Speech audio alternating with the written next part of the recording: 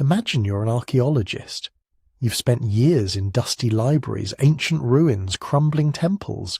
You've translated clay tablets in Iraq, studied bark scrolls in the Amazon, examined stone carvings in India. And everywhere you look, you keep finding the same story. A great flood, waters rising, humanity nearly wiped out, a few survivors who rebuild everything from scratch. At first, you think it's just coincidence. Similar stories happen, right? People live near water, floods happen, they remember the bad ones, but then you find it again and again. The Sumerians have it, the Babylonians, the Hebrews, the Greeks, the Hindus, the Chinese, the Aztecs, the Mayans, the Incas, indigenous tribes in Australia, island cultures in the Pacific, Native Americans from the Arctic to Patagonia. Over 200 distinct flood myths from cultures that never met each other, never traded, never even knew the other existed. That's not coincidence, that's something else entirely. So here's the paradox that's bothered scholars for centuries. Why do civilizations separated by oceans and millennia all remember a catastrophic deluge? How does a Bronze Age city-state in Mesopotamia tell essentially the same story as an oral tradition passed down by Aboriginal Australians for 10,000 years? What are the chances that humans on opposite sides of the planet independently invented identical myths about divine punishment, rising waters, and a handful of survivors tasked with repopulating the earth? Either something really happened, something so devastating that it burned itself into the collective memory of every human culture on earth, or there's something else going on. Something about human psychology, about how we process disaster, about why we need stories of destruction and rebirth. Maybe both. Tonight, we're going to explore one of humanity's deepest shared memories. We'll start in ancient Sumer, where the first written flood story was carved into clay almost 5,000 years ago. We'll follow the story through Babylon, through the Bible, across Asia and into the Americas. We'll look at the geological evidence, the theories about catastrophic sea level rises and melting ice sheets. We'll examine how oral traditions can preserve real events for thousands of years, and we'll dive into the psychological reasons why flood myths might resonate so deeply in human consciousness. And if you're interested in more prehistoric mysteries, there's a book exploring ancient secrets available at sleepytimehistory.com. Worth checking out if this kind of thing keeps you up at night, or in this case, helps you drift off. But this isn't about proving any single flood account is true or false. It's about understanding why this story, this specific narrative of water and destruction and survival, appears everywhere humans have ever told stories. Because whether it's literal history, cultural memory, or something written into our DNA, the Great Flood paradox reveals something profound about who we are and what we remember. So let's go back to where the written record begins, to the cities of ancient Mesopotamia, where the flood story first appeared in human writing. The tablets were found in pieces, fragments really, broken clay scattered across the ruins of ancient Eridu, the oldest city in Sumer, maybe the oldest city anywhere. Archaeologists in the early 20th century dug them up from layers of earth that hadn't been disturbed for almost 4,000 years. The cuneiform writing was archaic, difficult to translate. But when scholars finally pieced together what remained of the text, they realized they were holding something extraordinary, the oldest written flood story in human history. They called it the Eridu Genesis, composed sometime around 2300 BCE, maybe earlier, and it tells the story of a man named Ziusudra, a pious king who receives a divine warning. The gods have decided to destroy humanity with a catastrophic flood, but one deity, Enki, the god of wisdom and water, takes pity on Ziusudra. He whispers instructions through the walls of the king's reed house. Build a boat, make it massive, seal it with pitch, load it with animals and seeds. The storm is coming. Sound familiar? It should, because this is the template, the original. Every flood story that comes after, from Gilgamesh to Noah to Manu in Hindu tradition, they all carry echoes of this Sumerian account. But here's what makes the Eridu Genesis so fascinating. It's not just a story about survival, it's a story about cosmic order, about the relationship between gods and humans, about the terrifying unpredictability of water in a place where water meant everything. Ancient Sumer was built on contradiction. The land between the Tigris and Euphrates rivers, what we now call southern Iraq, was possibly the most fertile place on Earth. Rich alluvial soil deposited by annual flooding, abundant fish and waterfowl, wild grains that could be cultivated into the first systematic agriculture. This is where civilization as we understand it began. The first cities, the first writing, the first organized religion, the first codified laws, all of it emerged from these floodplains. But that fertility came at a price. The rivers were violent and unpredictable. Unlike the Nile, which flooded on a reliable schedule every year, the Tigris and Euphrates were chaotic. Some years they barely rose at all, leaving crops to wither and populations to starve. Other years they surged over their banks without warning, drowning entire settlements, washing away granaries and temples and everything humans had built. You could go to sleep in a thriving city and wake up underwater. This wasn't theoretical. Archaeological evidence shows that ancient Sumerian cities were repeatedly destroyed by catastrophic floods. Ur, Uruk, Kish, Shuruppak, all of them show layers of water-deposited sediment several feet thick, marking disasters that must have killed thousands. Some of these flood layers date to around 2900 BCE, right when the flood stories would have been entering oral tradition before being written down centuries later. So the Sumerians lived with this constant tension. Water was their greatest blessing and their most terrifying threat. Their gods reflected this duality. Enki was both the wise provider who taught humans irrigation and agriculture, and the unpredictable force who could drown the world on a whim. Enlil, the storm god, brought both life-giving rain and devastating floods. The cosmos itself was imagined as emerging from primordial waters, and water remained the substance through which divine will manifested most powerfully. In Sumerian cosmology, floods weren't random disasters. They were resets, divine corrections. When humanity became too numerous, too noisy, too corrupted, the gods would wipe the slate clean and start over. This idea, this concept of cyclical destruction and renewal, would echo through every subsequent flood tradition. The waters rise not as punishment exactly, but as purification, a return to the primordial state from which new order could emerge. The Eridu Genesis tablets describe the flood itself in fragmented but vivid language. 7 days and 7 nights of storms, waters rising until they covered the mountains, all of humanity drowned except Zusudra in his boat. When the waters finally receded, he made offerings to the gods, and in gratitude for his piety, they granted him immortality and made him a deity himself. He didn't just survive the apocalypse, he transcended it, became something more than human through his endurance, but most of the tablet is lost. What survives is maybe a third of the original text. Scholars have spent decades trying to reconstruct the missing portions, comparing it with later versions, filling in gaps with educated guesses. We'll probably never know the complete story as the Sumerians told it. What remains are fragments, pieces of something larger, hints of a narrative that once made perfect sense to people living in mud-brick cities, watching the rivers with a mixture of reverence and dread. Walking through reconstructed Sumerian cities today, or what's left of them, you can feel that tension still. The ruins sit on mounds, tells, built up from thousands of years of occupation and destruction and rebuilding.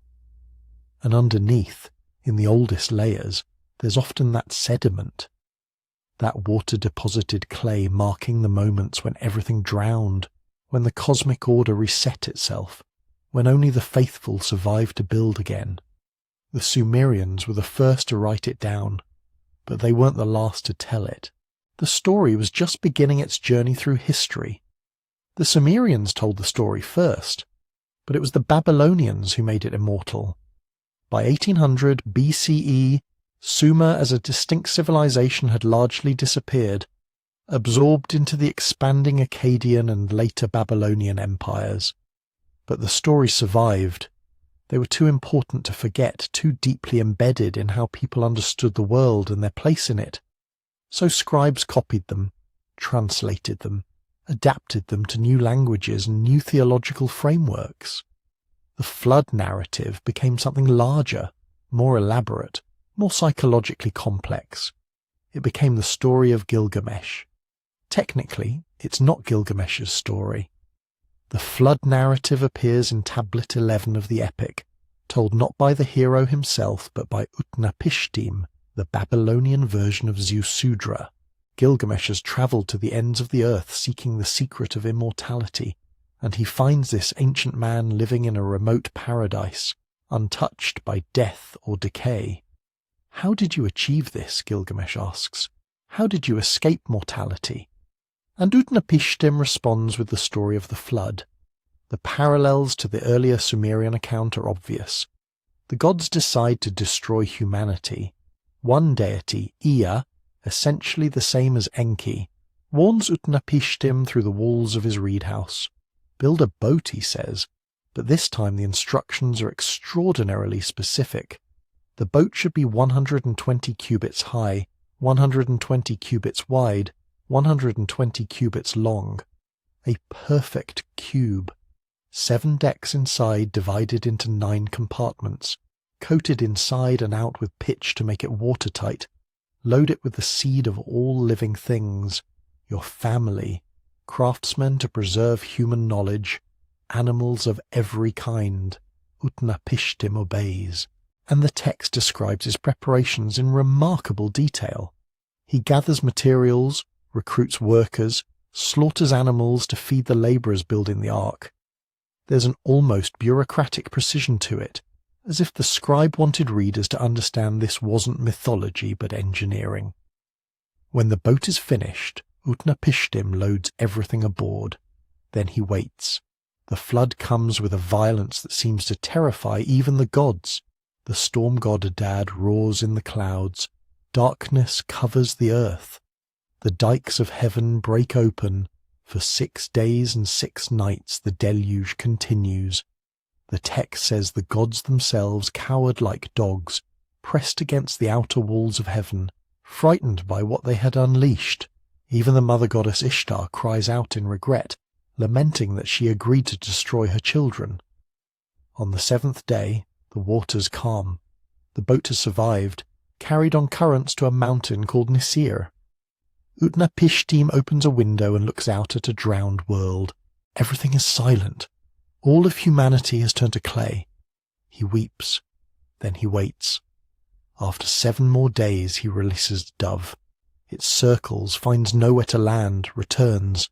He releases a swallow. Same result. Finally he releases a raven. The raven flies away and doesn't come back. Land has emerged somewhere. It's safe to leave. Utnapishtim makes offerings to the gods. He builds an altar on the mountain top and sacrifices animals, and the gods smell the savour of the offering and gather around like flies, grateful and ashamed. They hadn't meant for it to be so total, so complete.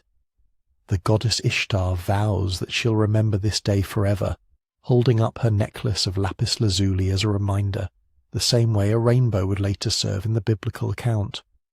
Then Enlil arrives, furious that anyone survived.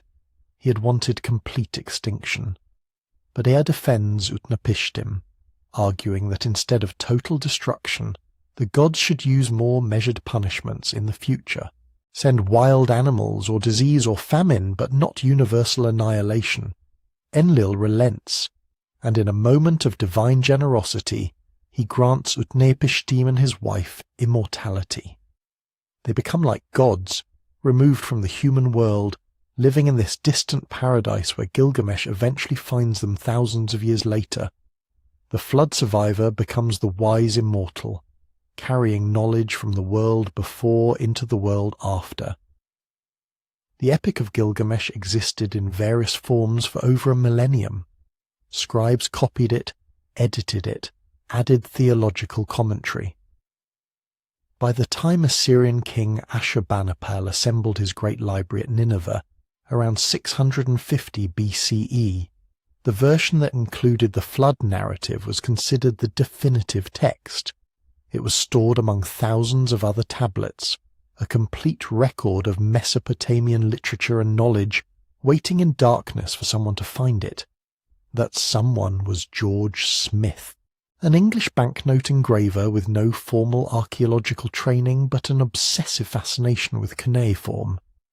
He taught himself to read the ancient script by studying fragments in the British Museum, became so proficient that he was hired to help catalogue and translate the museum's growing collection of Mesopotamian tablets. In 1872, while examining pieces that had been excavated from Nineveh decades earlier, Smith found something that made his hands shake. Tablet 11 of the Gilgamesh epic, the flood story. And it was older than Genesis. Victorian England was not prepared for this revelation. Biblical literalism was still the dominant framework for understanding ancient history. Genesis was supposed to be the original divinely inspired account of human origins and early disasters. Now here was proof, written in clay, that the Hebrews had inherited their flood narrative from earlier Mesopotamian sources. The theological implications were staggering. Smith's translation caused such a sensation that the London Daily Telegraph actually funded an expedition to Iraq to search for more tablets, more pieces of the story. The story kept getting older. In the early 20th century, scholars translated another Mesopotamian text called the Atrahasis Epic, composed around 1700 BCE.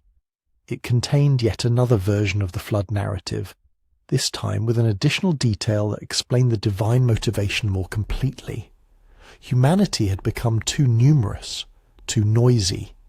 The constant racket of human civilization disturbed the gods, kept them awake, frayed their patience, so they decided to eliminate the noise permanently through flood. Only Atrahasis, whose name means exceedingly wise, was warned by Enki and survived to repopulate a quieter world.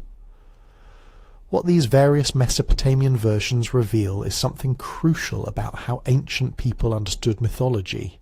These weren't rigid, unchanging stories handed down from the gods. They were living documents, constantly evolving, being adapted to new political and theological contexts. The Sumerians told one version, the Akkadians modified it, the Babylonians elaborated it further.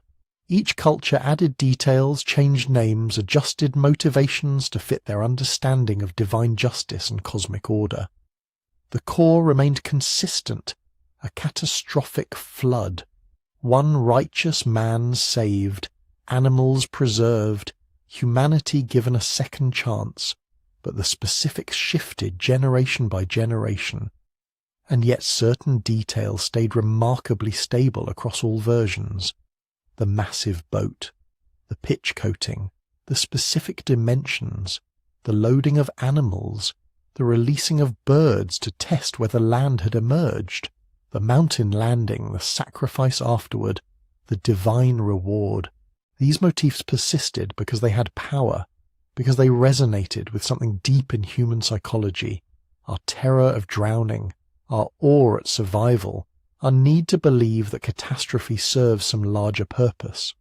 The Babylonians didn't invent the flood story, but they refined it, gave it psychological depth and narrative sophistication that would allow it to travel far beyond Mesopotamia. When Hebrew scribes centuries later composed their own version, they were working from this Babylonian template, adapting it to monotheistic theology, changing the moral framework but keeping the essential structure intact. The arc dimensions in Genesis are different from those in Gilgamesh, but not that different. The releasing of birds happens in the same sequence. The rainbow serves the same function as Ishtar's necklace. The inheritance is unmistakable. In the quiet halls of museums now you can see the actual tablets, the clay that survived when everything else crumbled, the cuneiform still sharp after 4,000 years.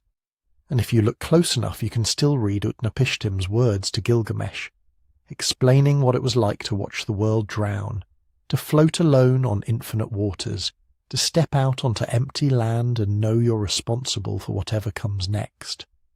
The story preserved in the only medium that could survive its own narrative, clay and water, destruction and endurance, written into the same substance from which, the Mesopotamians believed, the gods had originally shaped humanity. The Hebrew scribes who composed Genesis weren't trying to hide their sources, they were transforming them. Sometime around the 6th century BCE, possibly during the Babylonian exile when Jewish scholars lived in direct contact with Mesopotamian culture, the flood narrative was written down in what would become the opening chapters of the Torah. By this point the story had circulated orally for generations, already adapted to monotheistic theology, already stripped of its polytheistic framework. But the Mesopotamian skeleton was still there, unmistakable to anyone who knew both traditions. The ark, the animals, the birds, the landing on a mountain, the sacrifice, the divine promise never to destroy the world by flood again. What changed was everything that mattered. In the Mesopotamian versions, the gods are petty, impulsive, driven by irritation and regret. They destroy humanity because we're too loud, then immediately wish they hadn't. They cower in fear of their own storm, gather around sacrifices like hungry beggars. They're powerful but not particularly wise, capable of cosmic destruction but incapable of cosmic justice. The flood happens because of divine caprice, nothing more. No moral calculation, no judgment of human behavior. Just noise abatement taken to its logical extreme. Genesis takes that same narrative and inverts the entire theological structure. Now there's only one God, and he doesn't act on impulse. The flood comes because the earth has become corrupt, filled with violence. Humanity hasn't just been annoying. Humanity has fundamentally broken the moral order of creation. God looks at what people have become and experiences something the Mesopotamian gods never quite managed: genuine sorrow. The text says his heart was grieved. This isn't irritation. This is profound disappointment at a failed experiment, the kind of sadness that comes from watching something you created with love turn monstrous. Noah survives not because a mischievous deity decided to save him on a whim, but because he's righteous. The text is explicit about this. Noah was a righteous man, blameless in his generation. He walked with God. The flood isn't arbitrary punishment. It's the logical consequence of systemic moral collapse, with a single exception saved to preserve the possibility of renewal. Same story, completely different universe of meaning.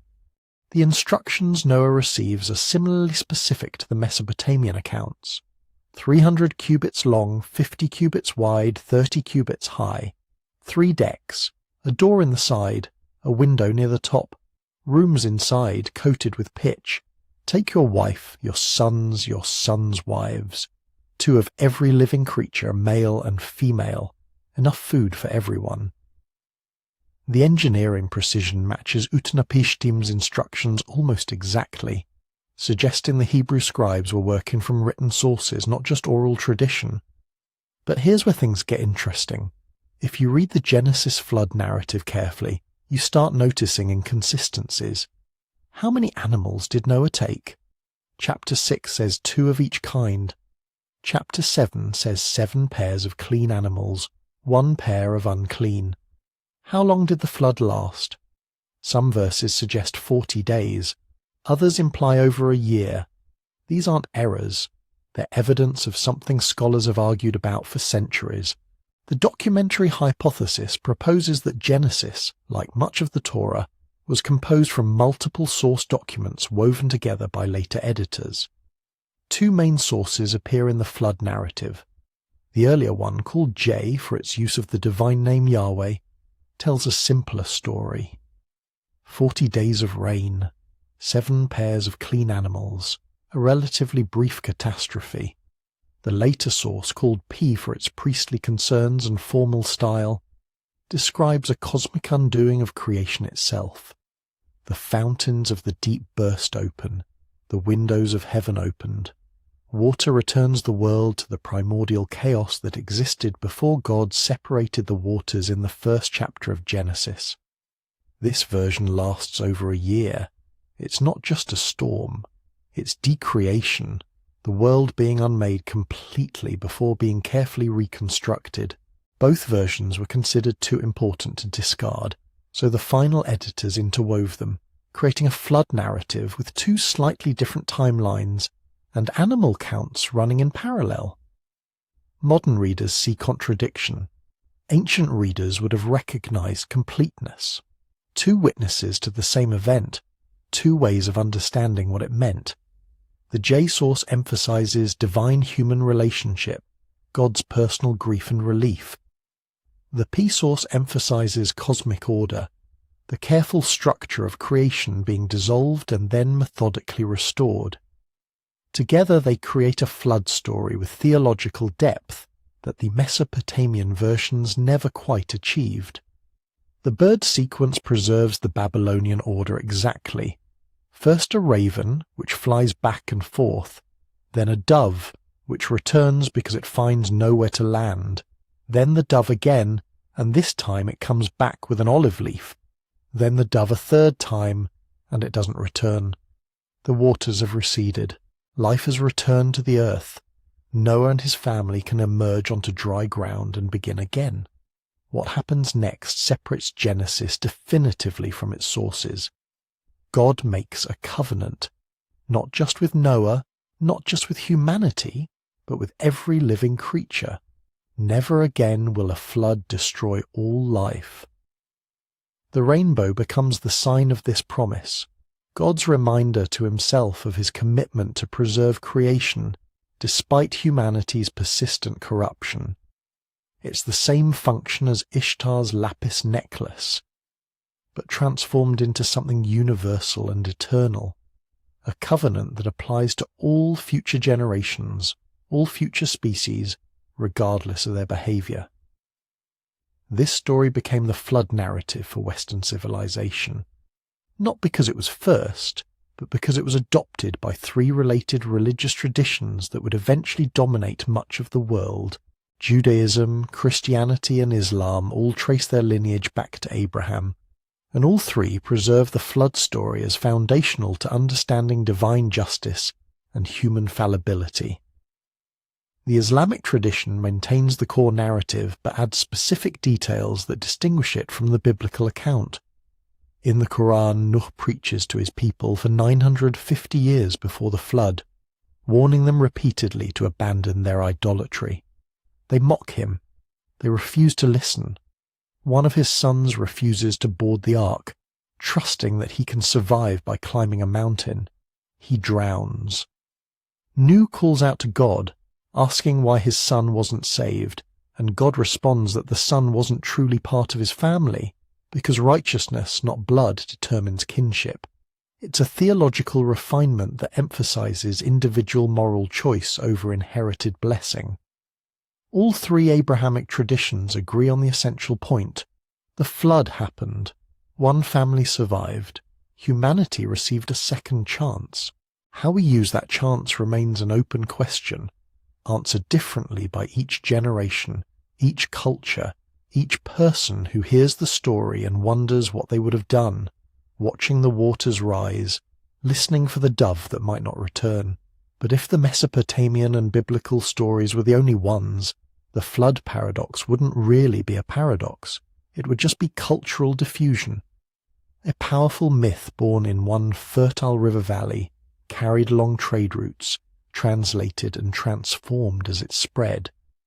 The problem is Asia, because thousands of miles away, in landscapes most Mesopotamians never even imagined. Other peoples were telling their own stories of a world-drowning flood, stories with no obvious path of transmission, stories that rhyme with the ones from the Tigris and Euphrates, but don't quite match, like independent witnesses describing the same crime scene from different angles. One of the most famous comes from China. Long before the historical dynasties, Chinese tradition tells of an age when the world was not just wet but broken. The sky had tilted, the rivers had gone mad, water roared over the land without restraint, drowning fields, swallowing villages, turning the central plain into a vast, churning inland sea.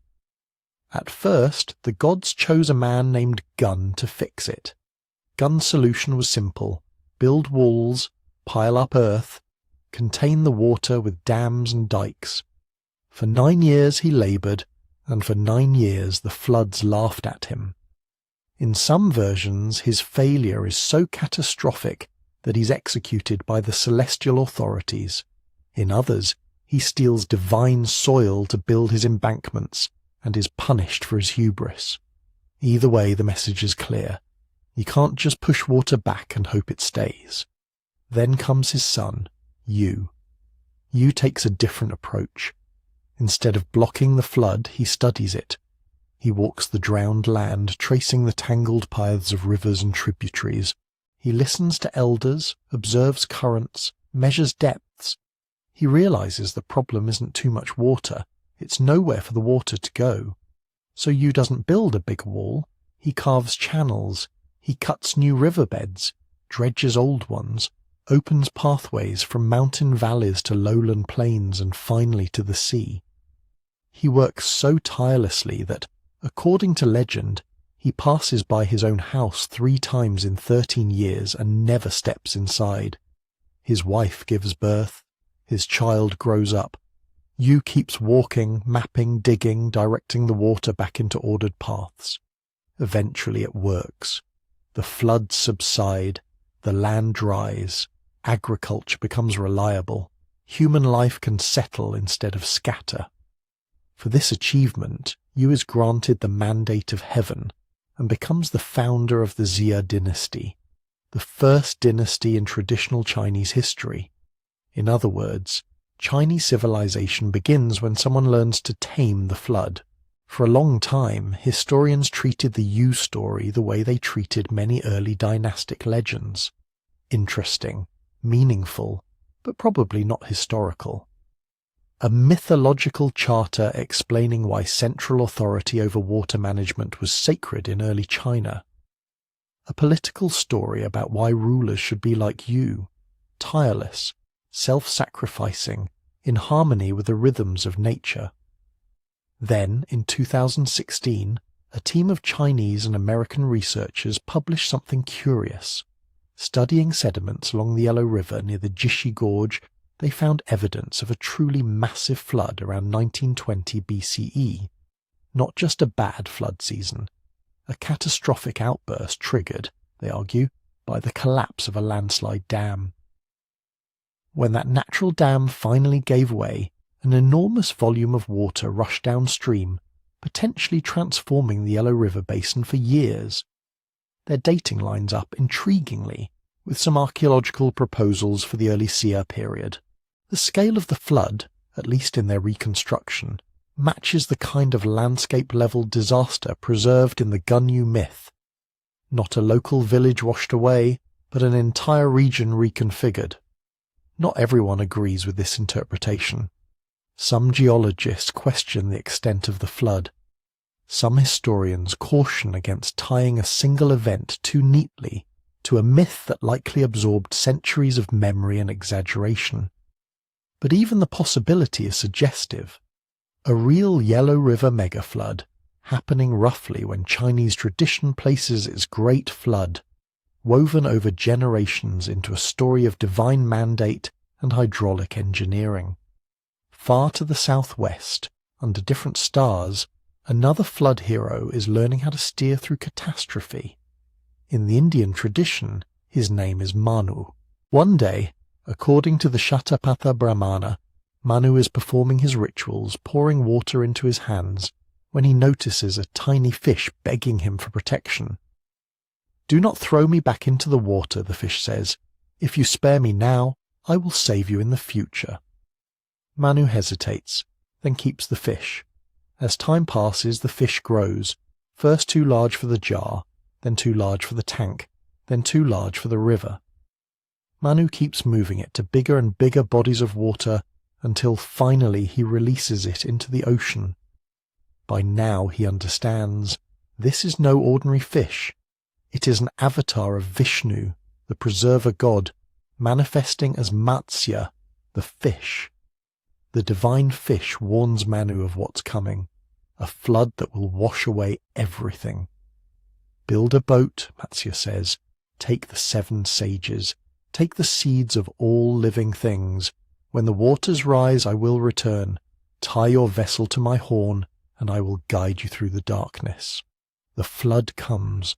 Manu boards his boat, boards. The fish returns, colossal now, towing the fragile craft across a drowned world. In some versions, the mountain where the boat finally comes to rest is named. In others, the focus is on what happens after. Manu performing a ritual from which a woman emerges, with whom he repopulates the earth. Humanity is reborn, not just physically, but ritually, through sacrifice and divine grace. The earliest version of this story, in the Shatapatha Brahmana, is relatively spare.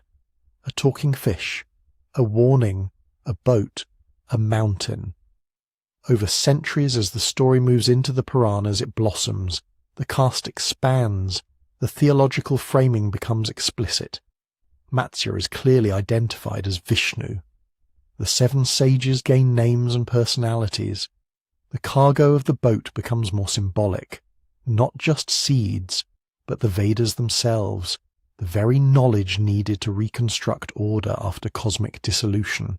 We can watch the myth evolve as Indian religious thought evolves, layering philosophical meaning over what might have begun as a simple memory of a local flood, or perhaps, some have suggested, as an echo of real river catastrophes in the Ganges basin during the late Vedic period. Again, certainty is impossible, but the pattern is familiar.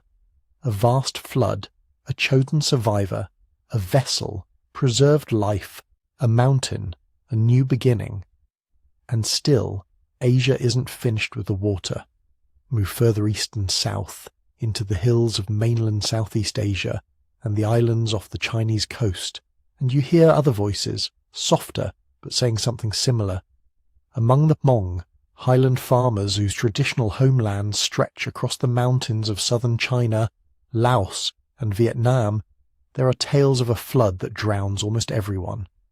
In some versions, a brother and sister survive in a drum, or inside a gourd, floating for days or weeks before emerging onto an altered landscape. They become, reluctantly or accidentally, the ancestors of the next generation. The Shan people living along river valleys in Myanmar and Thailand tell stories of a time when the waters rose so high that only the tops of the highest hills remained. People survived on rafts, or in hollowed logs, or by clinging to trees until the flood receded. Sometimes the cause is moral. Humans angered the spirits. Sometimes it is simply the way of the world, cycles of destruction and renewal. Across the Taiwan Strait, indigenous Austronesian-speaking groups remember something even stranger. Communities like the Atayal and Paiwan preserve myths of the sea itself invading the land, rising up to swallow plains that had once been dry. People flee uphill. Sacred objects are lost under the waves. In some tellings, the survivors look down from new mountain homes at a coastline forever changed. What makes these stories remarkable is not just their content, but their geography. Many of these groups are not seafaring empires recording the experience of sailors, but farmers and hill people, often landlocked for most of their remembered history, still telling stories about oceans marching inland, about shorelines moving, about land that used to be there and isn't anymore.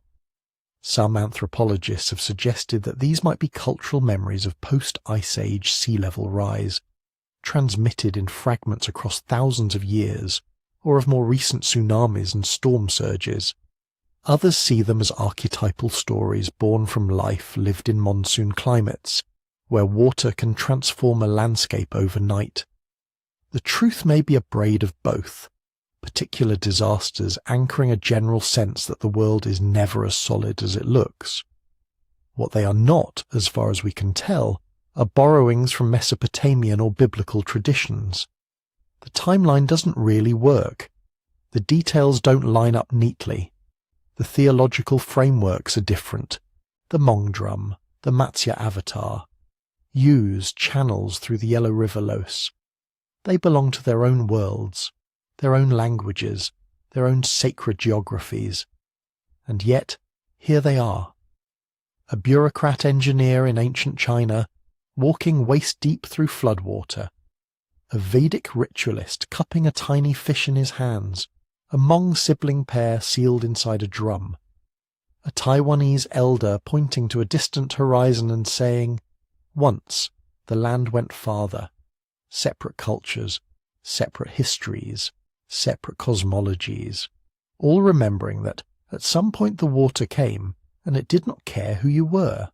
The more of these independent traditions we encounter, Chinese, Indian, Southeast Asian, island Austronesian, the stranger the pattern becomes. Either the memory of a flood is one of the most contagious stories humans have ever told, spreading invisibly across continents for millennia, or, scattered across Eurasia, different communities kept going through the same kind of experience, their world drowning, their survival hanging on a boat, a mountain, a single family, a single act of warning or ingenuity. Either way, the paradox deepens. Because Asia is only half the globe, and the flood stories do not stop at its shores.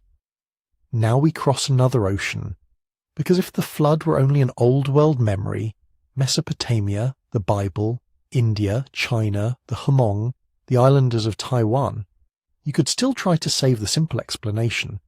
Trade routes, missionaries, Silk Road storytellers passing tales along with spices and silk and disease. The Americas make that explanation much harder.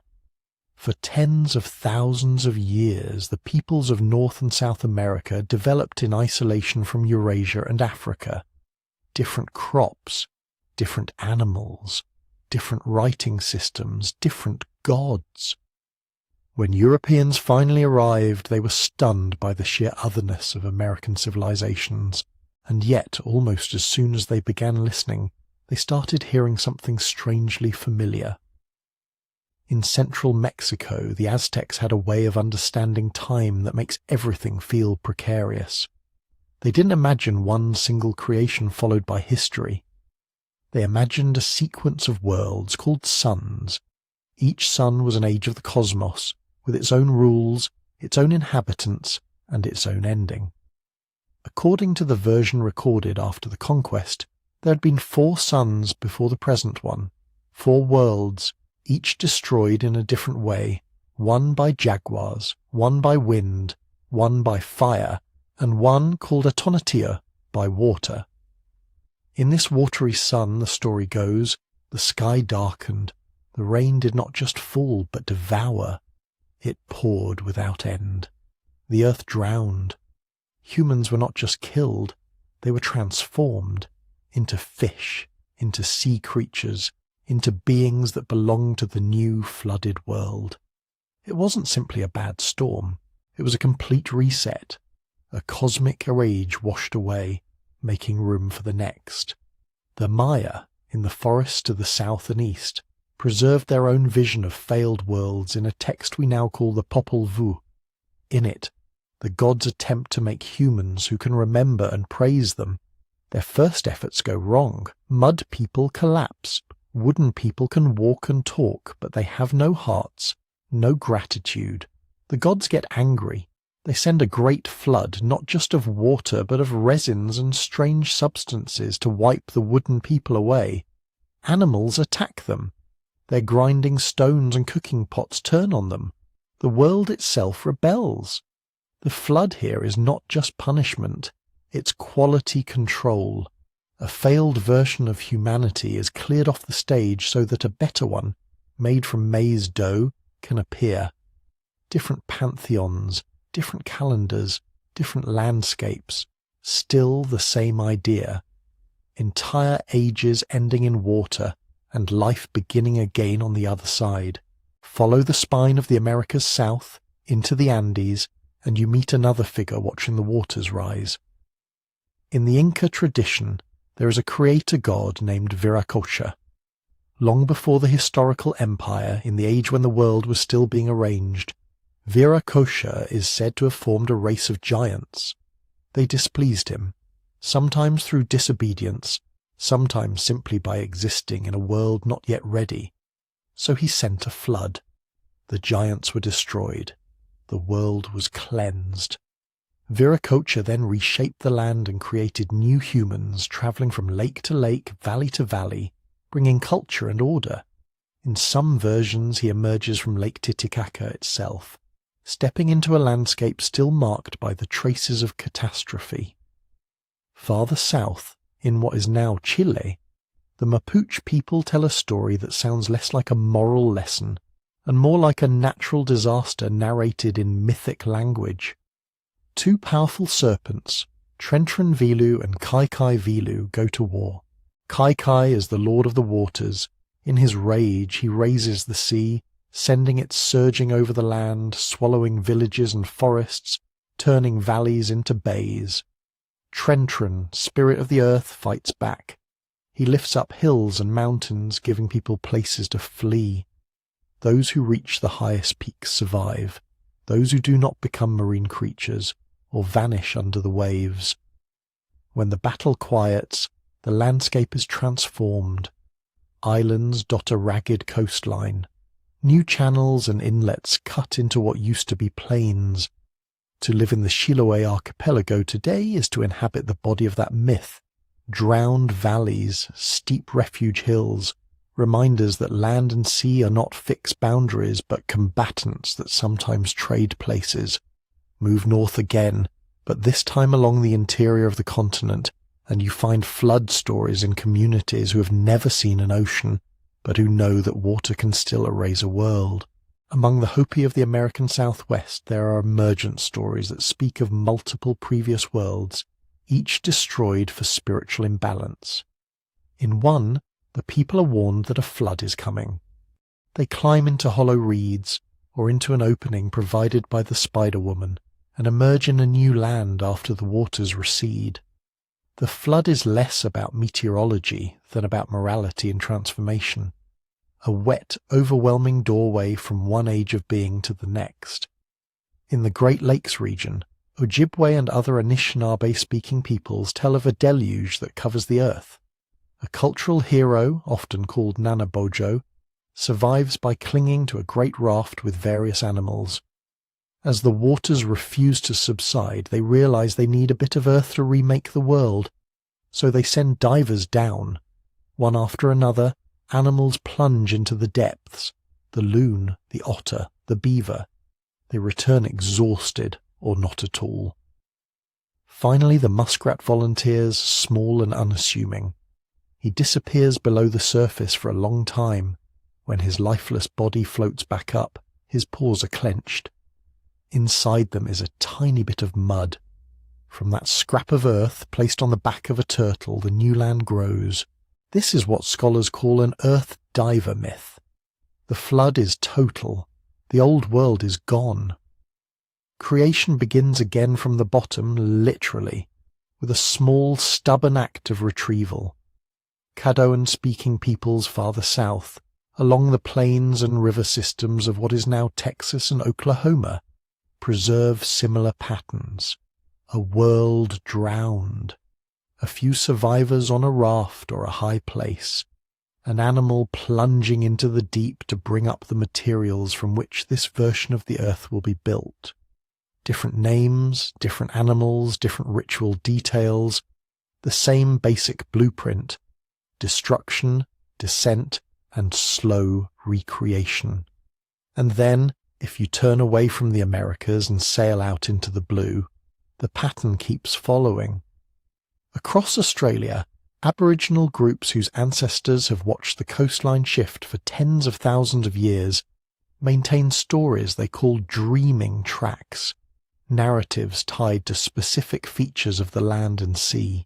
In several coastal traditions, elders speak of a time when the shore lay much farther out, when what is now seabed was dry country with campsites and sacred places. Then the waters rose. The sea moved inland, swallowing hunting grounds, covering ancestral paths. People retreated to higher ground. The names of the drowned places are sometimes still recited, like a list of the disappeared. On the islands scattered across the Pacific, from Polynesia to Micronesia, there are legends of lands that sank beneath the waves. In some cases, these are moral tales, a proud or impious people and a god who sends the ocean to claim them.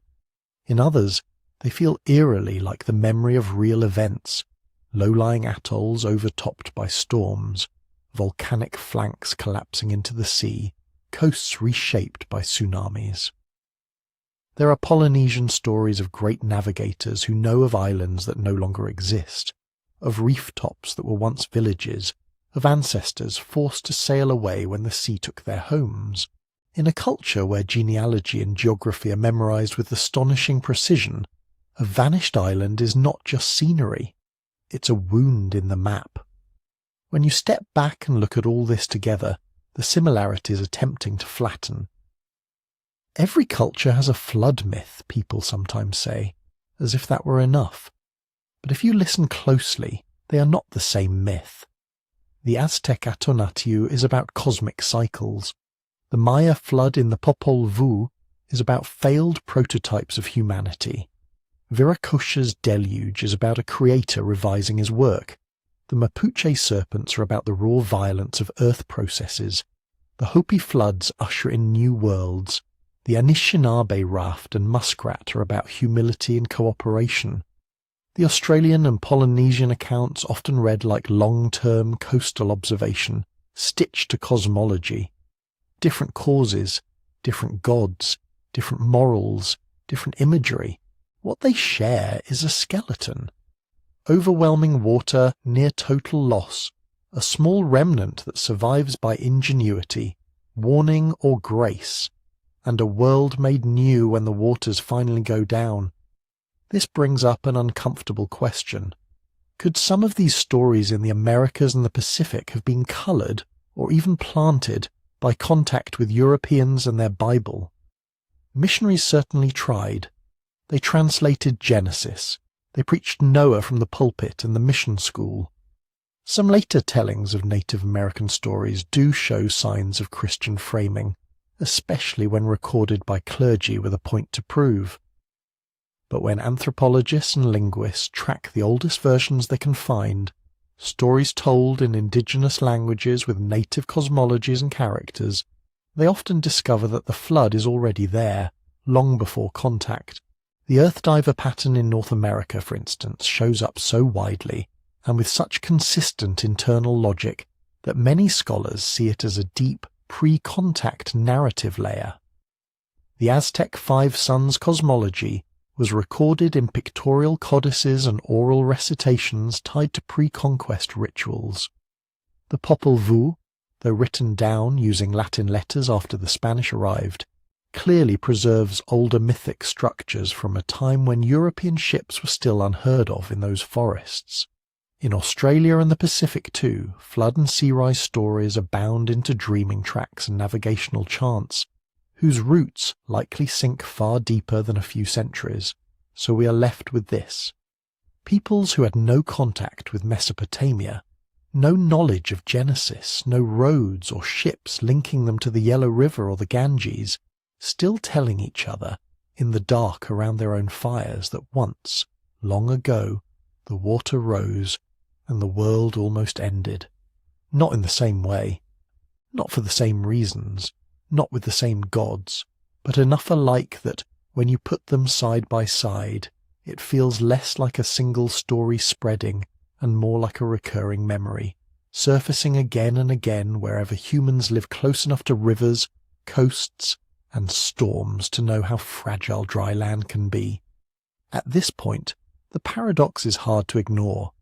Either water is such an obvious universal danger that humans everywhere independently invented flood cataclysms as their favourite metaphor for crisis, or scattered across the planet generation after generation, communities kept going through floods so large, so terrifying, that they refused to let the memory die.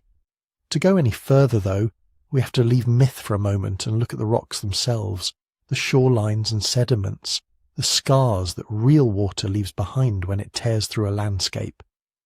The first place many researchers look is a quiet inland sea that isn't, strictly speaking, a sea at all, the Black Sea. In the late 1990s, two oceanographers, William Ryan and Walter Pittman, proposed a story that sounded suspiciously like a scientific version of a deluge myth. Around 5,600 BCE, they argued, the world's Ice Age hangover was still playing out. Glaciers had melted. The Mediterranean was swollen, its surface higher than it had been for tens of thousands of years. To the north, beyond the narrow throat of the Bosporus, lay a large freshwater lake sitting in a deep basin, the ancestral Black Sea. Its surface, they suggested, was far lower than the Mediterranean's. For a while, a natural dam of rock and sediment kept the two apart. Then, one day, or over a few days, depending on how you imagine it, that dam failed. Salt water from the Mediterranean began to pour through the Bosporus into the Black Sea basin, roaring over the lip like a waterfall hundreds of times more powerful than Niagara, chewing away the channel, deepening it, widening it, accelerating the flow. The lake rose, drowning its shores. Rivers that had once flowed gently into it suddenly found their lower valleys filling from the wrong direction. Farmland vanished. Villages that had been safely inland were turned, in geological terms, into shallow seabed almost overnight. Ryan and Pittman called this event a Noah's flood. It was a deliberate provocation. They suggested that farming communities along that drowned shoreline might have fled in all directions, carrying with them a memory of a time when the sea had risen with impossible speed and eaten their world. It's an evocative picture. People waking to the distant roar of water, watching their fields become bays, their roads become channels, their sacred sites vanish beneath an alien salty tide. But geology is a slow, sceptical listener. As more cores were drilled and more sediment layers examined, other scientists began to push back. Yes, they agreed, the Black Sea did flood. Yes, it shifted from fresher to more marine water. Yes, the Bosporus opened. But the timing, the rate, and the violence of the event are still debated. Some studies suggest that the rise was spread out over centuries rather than a single cataclysmic year, more like a staircase than a cliff. The waterfall may have been powerful, but perhaps not apocalyptic. The shoreline would still have crept steadily inland. Fields would still have been lost, villages abandoned. But the drama might have been less like a sudden scream and more like a slow, relentless pressure. Season after season, generation after generation. Other researchers argue that the Black Sea might already have been partly salty before the supposed deluge, complicating the simple before and after picture. The neat story of a tranquil lake becoming a raging sea in a single moment of failure dissolves into something messier, more gradual, harder to tie to any one myth. Still, the basic point remains. This was not a stable world. The boundary between land and water in the early Holocene, the period after the last ice age, was breathing in and out, erasing coastlines that had stood for millennia. And the Black Sea was not alone. Between about 15,000 and 7,000 years ago, as the great continental ice sheets retreated, global sea level rose by more than 100 meters. It's a number so large it's hard to feel. Imagine the entire modern coastline redraw itself, not once but many times in slow motion. Imagine whole coastal plains that are now continental shelves. Imagine river valleys turned into estuaries, estuaries into bays, bays into open sea. To people living then, long before satellites or maps, it would not have looked like a single global event. It would have looked intensely local. The familiar fishing grounds are a little farther offshore each generation. The low-lying campsite where your grandparents once gathered clams is now a shallow reef. The sacred hill that once stood proudly above the plain is now an island ringed with waves. We can name some of these vanished lands. To the north of Europe, between what is now Britain and mainland Europe, there used to be a broad, fertile lowland with rivers, marshes and forests. Archaeologists call it Doggerland. For thousands of years, people hunted there, fished its rivers, and moved between what we now think of as separate islands and continents, without ever seeing open sea. As the ice melted, the North Sea poured in. Bit by bit, Doggerland shrank, becoming a patchwork of wetlands and lakes, then a scattering of islands, and finally just a memory written in sand and submerged peat. Today, trawlers still drag up bones of mammoths and elk, stone tools, even traces of ancient forests from its drowned floor.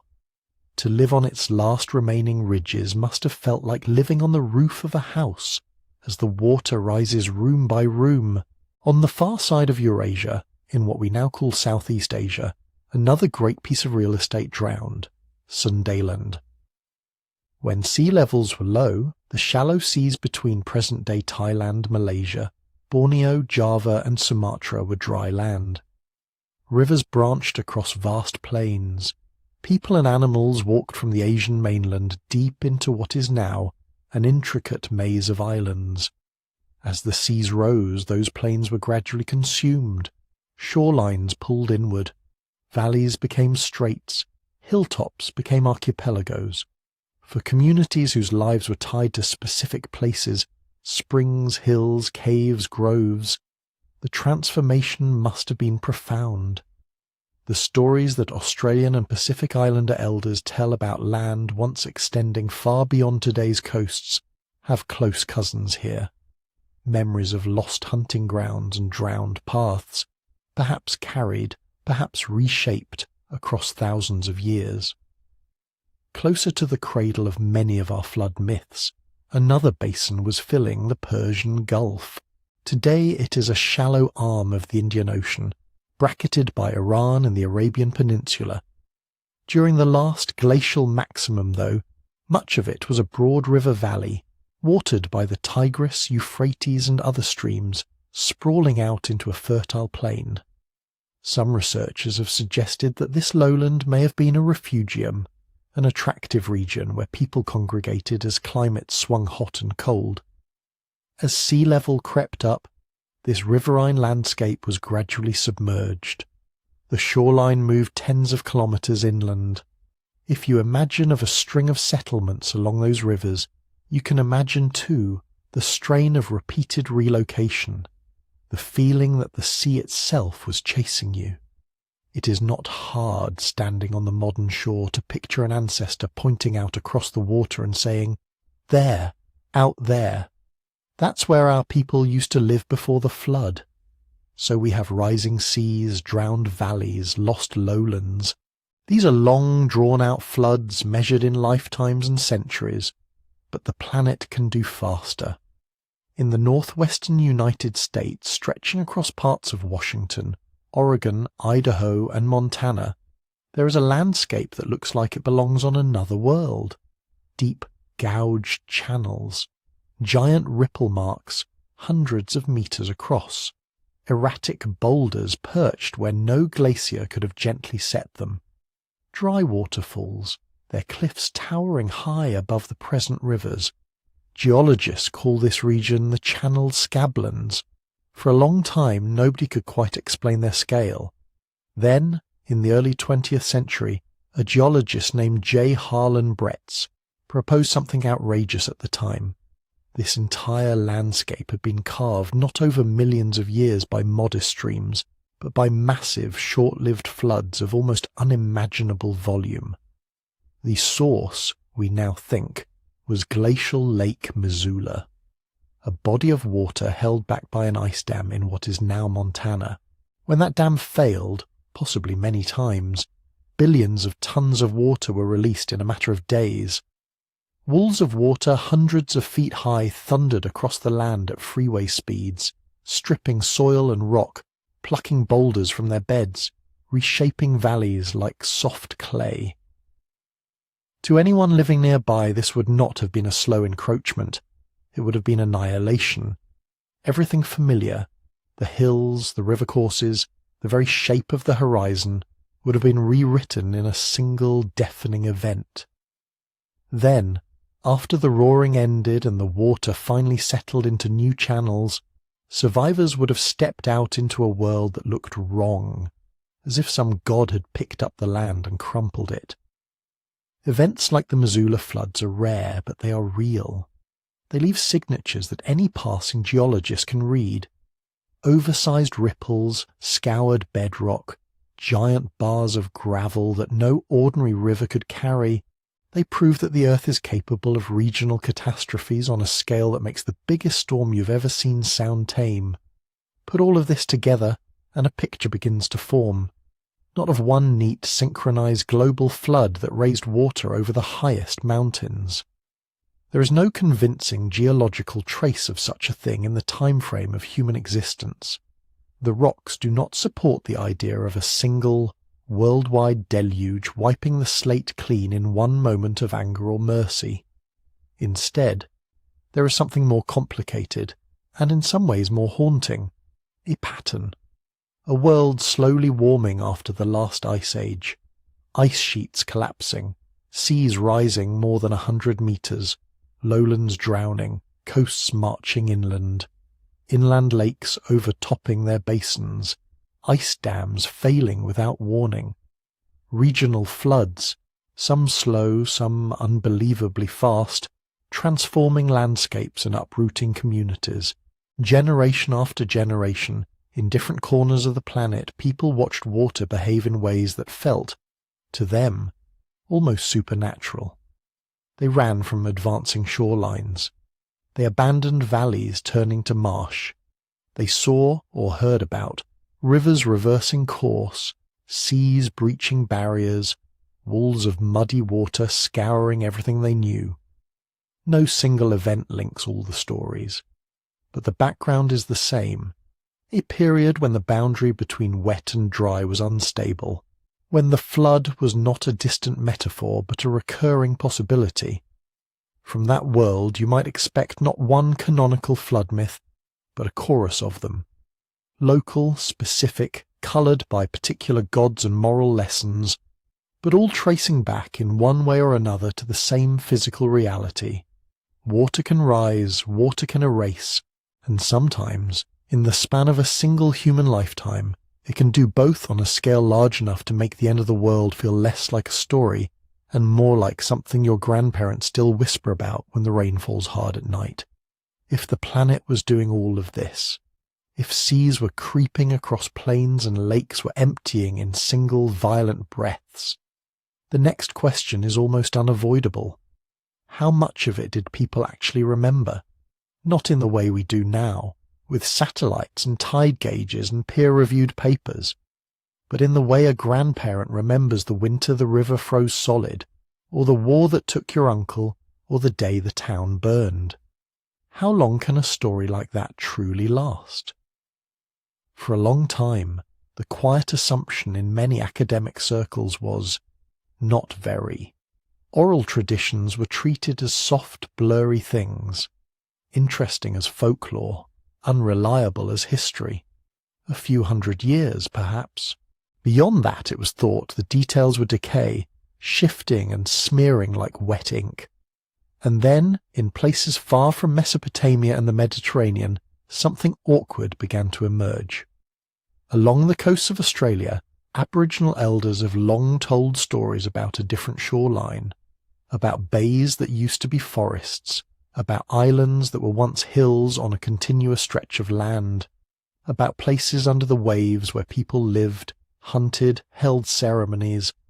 For generations, these were treated by outsiders as poetic exaggerations, as myth in the narrow dismissive sense. Then geologists and linguists started to pay closer attention. When you line those stories up with reconstructions of post-Ice Age sea level rise, something strange happens. The drowned landscapes described in the narratives often match the actual reconstructed coastlines from 7, 8, even 9,000 years ago. In some cases, the path of a spirit who crossed from that headland to that far hill follows almost exactly the ridge of a submerged land bridge that vanished when the ocean rose. Patrick Nunn, a geologist who has spent years working with indigenous communities in Australia and the Pacific, calls this kind of work geomythology, the attempt to extract geological events from mythic narratives and to see how far back cultural memory can really reach. He and others have catalogued dozens of such correspondences, stories of the sea eating the land that align with known episodes of rapid coastal flooding, accounts of rivers changing course that match ancient avulsions seen in the sediment, tales of islands splitting, mountains breaking, fire from the sky. Not every detail lines up neatly. Myths are not lab notebooks.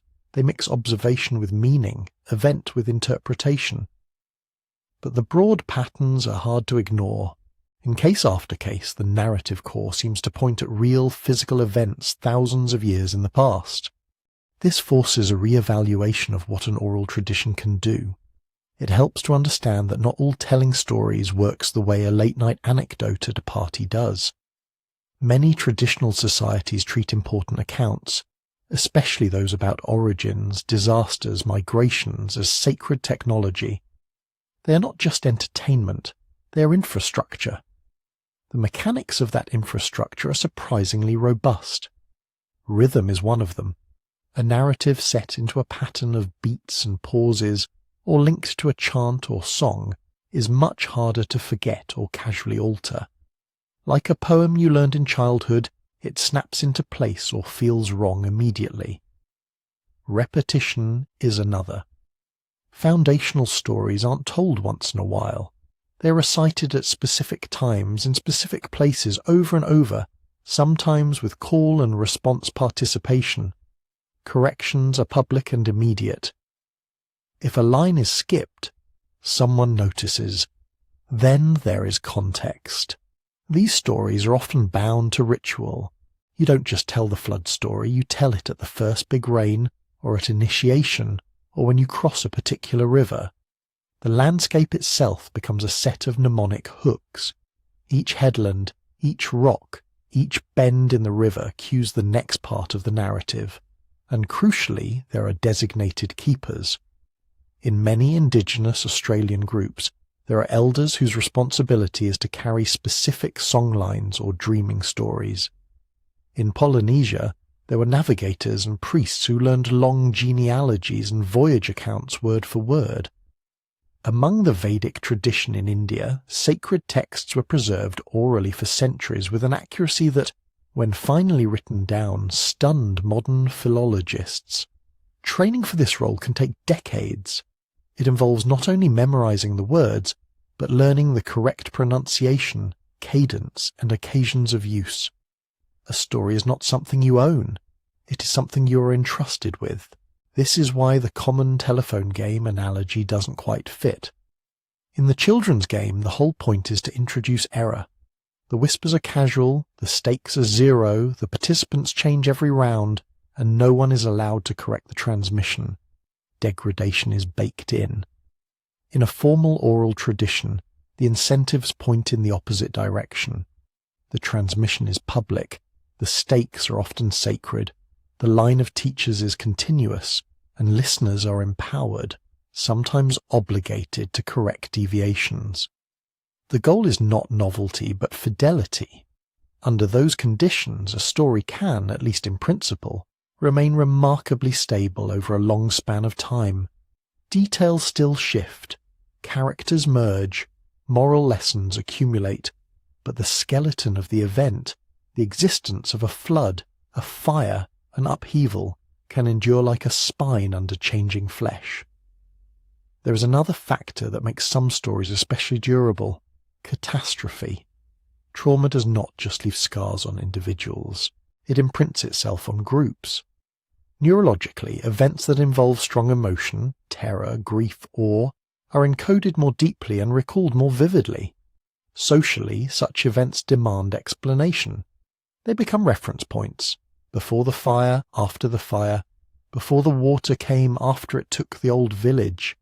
A slow, gentle change might pass without comment. A wall of water that takes your relatives, erases your harbour, and redraws your horizon in an afternoon is not easily forgotten. Cultural memory, like personal memory, is biased.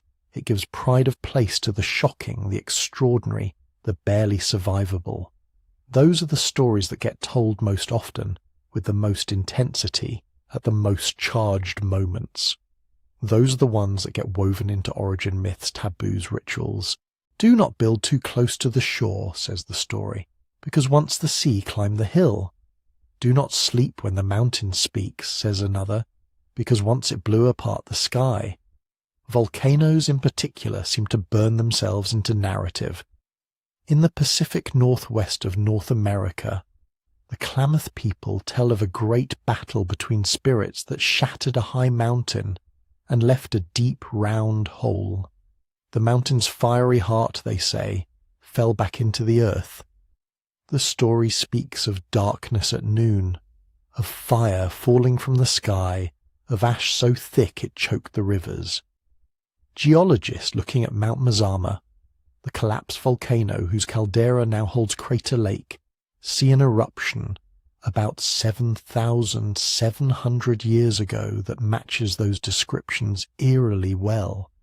A massive explosion, pyroclastic flows, ash spread across half a continent.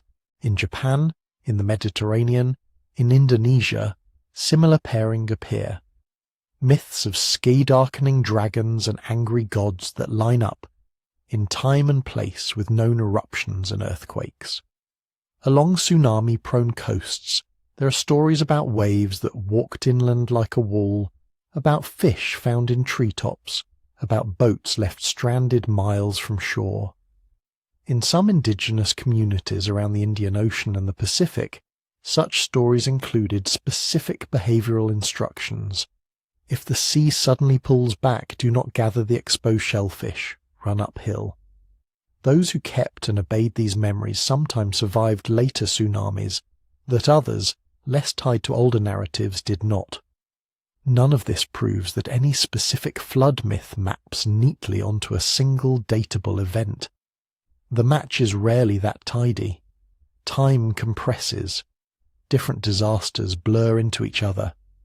Moral and cosmological meanings are layered onto raw descriptions, but it does suggest that when cultures all over the world talk about waters that rose higher than anyone expected, about coasts that vanished, about rivers that turned violent and strange, we should listen with more than a folklorist's curiosity. We may be hearing echoes, distorted, sanctified, poetically framed, of a real, unstable planet, a planet that, in the deep past of our species, repeatedly reminded scattered human groups just how thin the line is between habitable land and hungry sea. And once you admit that memory can stretch that far, and that myth can carry real events for thousands of years, a new set of questions opens up. If flood stories are not just allegories, but archives, what else are they doing? What are these waters in our stories actually washing away? And what are they making room for in the imagination when they recede, the inside of the human mind?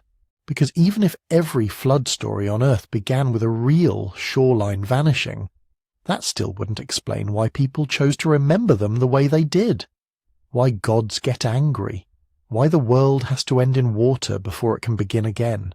Why, in culture after culture, the flood is not just disaster, but reset. One of the people who thought hard about this was Carl Jung. Jung believed that beneath our individual memories and personal quirks, there is a deeper layer of the psyche, a shared reservoir of images and patterns he called the collective unconscious. In that reservoir, he argued, live archetypes, not specific characters like Noah or Utnapishtim, but structural ideas that keep recurring, the wise old man, the hero, the trickster, and the flood. For Jung, water itself is one of the most important symbols of the unconscious. It is fluid, formless, depth, without clear boundary. The conscious mind, with its plans and categories and daily routines, is like the thin land we live on at the edge of that ocean. Every so often, in dreams or in crises, the waters rise. Seen this way, a flood myth is not just about too much rain. It is about what happens when the unconscious overwhelms the fragile order of consciousness, when all the old certainties, the houses and fields of the mind, are swept away. In Jungian language, this is a psychic inundation, a breakdown of the existing ego structure, terrifying, but also potentially necessary, because after the flood, something new can be built. Notice how often the stories follow that rhythm. The world becomes corrupt, or rigid, or forgetful of its origins. The gods, or fate, or nature send water. Everything familiar is submerged. One small vessel of survival rides it out. An ark, a raft, a tree, a single person clinging to a floating log. When the waters recede, that survivor steps into a changed world, a new covenant, a new law, a new humanity. It looks psychologically like the pattern of breakdown and renewal that individuals experience during profound life transitions. The old identity drowned, a period of confusion and drift, then gradual emergence into a restructured life. Jung would say, of course, cultures tell this story. It's built into how minds reorganize themselves under pressure. Another thinker who approached flood myths from a different angle was Mircea Eliade, a historian of religions who was fascinated by how traditional societies experienced time. Eliade noticed that many myths don't just explain why things are the way they are, they reenact the beginning of the world. He called this pattern the eternal return. By telling or ritually reliving a cosmogonic event, the creation of the cosmos out of chaos, people symbolically return to that original pure time. They renew reality. For Eliade, the flood is often not the end of the world, but a necessary prelude to its recreation. Water, in this reading, is the primordial stuff from which order first emerged. When the gods send a deluge, they are not simply punishing, they are dissolving a worn-out world back into the undifferentiated, washing away accumulated guilt, pollution, stagnation. The ark, or the mountain peak, or the lone survivor floating on a vast sea is like the tiny seed that carries the principle of form through that dissolution. When land reappears, the survivor repeats the acts of the first creation, naming things, sacrificing, planting, making laws. The cosmos is refounded. Ritually, some societies mirror this on a smaller scale. New Year festivals that involve sprinkling or immersing in water, cleansing rituals before major transitions, ceremonial baths for initiates, all echo the pattern of ending, submerging, and beginning again. Underneath the theology, the symbolic grammar is consistent. Water wipes the slate, then gives it back, blank. This double nature of water, destroyer and purifier, death and rebirth, is remarkably stable across cultures. In Hindu tradition, the Ganges can both kill with its floods and liberate the dead whose ashes are given to its current. In Christian rites, baptism is explicitly a kind of drowning. The old self symbolically dies under the water and a new self rises. In Islam, ritual washing before prayer both cleans the body and prepares the soul. In Shinto, misugi, the practice of standing under a waterfall or immersing in cold rivers, removes spiritual impurity. Even outside formal religion, People gravitate to water when they want to mark a change.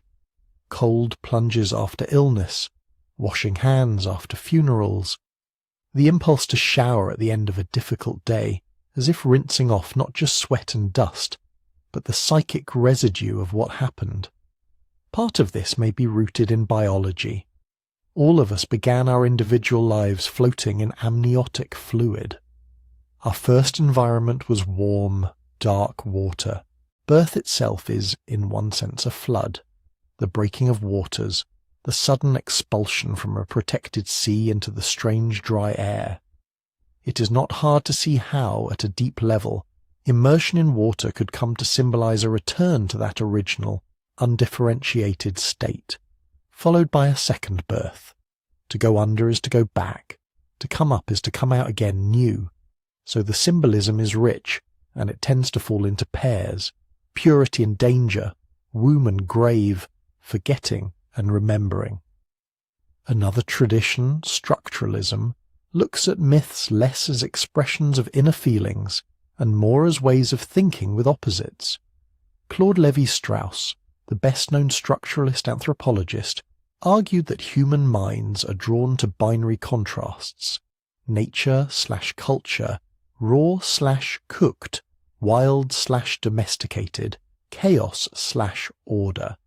Myths, he suggested, help mediate these oppositions, find a way to think about the relation between them.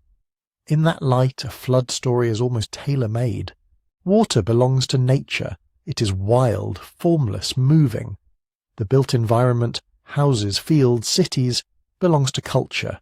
It is fixed, shaped, controlled. When the flood comes, those domains collide. The boundary fails. Nature reclaims culture. But in the process, something interesting happens. The survivor who steps out after the flood often carries a new cultural rule book. Don't eat this animal. Don't mix these behaviors. Build your house this far from the river. Worship in this way. The story, then, doesn't just dramatize chaos. It offers a way to rebuild order with a clearer understanding of its limits. It is a mental technology for living on the edge between a predictable human world and the unpredictable environment that sustains and threatens it. Underneath Jung's archetypes, Eliade's cosmogonies, and Lévi-Strauss's structures, there is a simpler, more concrete observation that many scholars make. Most complex societies formed where water was close. Rivers, deltas, floodplains, coastal estuaries. These are the places where soils are rich, fish are plentiful, transport is easy, and irrigation is possible. Mesopotamia, the Nile, the Indus, the Yellow River, the Mississippi, the Yangtze. Civilizations bloom where water can be tamed just enough, but just enough is a delicate balance. The same river that brings fertile silt in a gentle annual rise can, in a bad year, climb far higher than expected and strip a valley bare. The same monsoon that feeds the crops can linger a little too long and turn fields into inland seas. The same ocean that offers shellfish and trade routes can, under the right conditions, step miles inland in the span of a single terrifying afternoon. You don't need Jung or Eliade to explain why people who live with that reality at their doorstep might fear it, revere it, and organize their stories around it. Floods are one of the few truly universal natural disasters. You might never see a volcanic eruption or a meteor strike. You will almost certainly, over enough generations, see water behave badly. From this angle, flood myths are simply what happen when a species that tells stories lives next to dynamic water long enough. The danger is shared. The basic narrative, a world of land interrupted by sudden hostile sea, is shared. Of course there are parallels, and yet, if we stop there, something feels missing, because the symbolic patterns are not random. The way the stories are built, their obsession with endings and beginnings, with moral judgment and purification, with the lone vessel of survival, keeps circling back to those deeper psychological and cosmological themes. At the same time, the geological and geomythological evidence we looked at earlier suggests that at least some of these narratives are not free-floating allegories. They are anchored, however loosely, to real coastlines that drowned, real river courses that jumped, real waves that rolled over villages. So we're left with a layered picture. On one layer there are events, floods, tsunamis, glacial lakes draining in catastrophic pulses, sea levels rising over centuries. On another there are memories of those events carried in oral traditions and ritual practices. On a third there are universal patterns in how human minds process fear, loss and change. Patterns that lend themselves to certain kinds of stories. The great flood myths of the world sit where those layers overlap. They are not just coded history, nor just dreams. They are history remembered through dreamlike symbols. They take the raw fact of living on an unstable planet and weave it into a larger meditation on guilt and grace, chaos and order, death and renewal. And once you see them that way, the question shifts again. If both the rocks and the stories are telling us that water has erased worlds before, what else might be hiding in that zone where geology, memory and imagination meet? And how far are some people willing to go in explaining that overlap, once the evidence runs out and the speculation begins? One answer is very far. Out beyond the cautious language of peer-reviewed papers, in that misty borderland where geology meets imagination, you start to hear different kinds of voices. Less, on the one hand, on the other, more. What if we've been wrong about everything? This is where the lost civilizations live. If you've watched any popular documentaries or late-night interviews about ancient mysteries, you've probably encountered one of the most influential of these storytellers, Graham Hancock. Hancock's basic proposal is simple enough to be catchy and bold enough to feel dangerous. He suggests that before the end of the last ice age, before Mesopotamia, before Egypt, long before Sumer wrote its flood tablets, there was an advanced global civilization, not with smartphones and satellites, but with levels of navigation, architecture and astronomy far beyond what orthodox history allows for that period. In his version, this civilization flourished during the Ice Age, when sea levels were more than 100 meters lower. Vast coastal plains, now drowned, held cities, temples, and knowledge that would later only survive as scraps and legends. Then, around 12,800 years ago, something terrible happened. A sudden climate catastrophe, huge floods, global fires, the end of the world seen from the perspective of those people.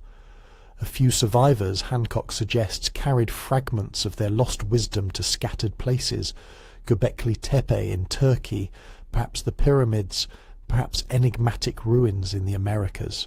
And as their descendants struggled to rebuild, they wrap the memory of the disaster in stories. Story about gods who drown wicked humanity, about golden ages destroyed in a night, about floods that wipe the slate so something new can begin.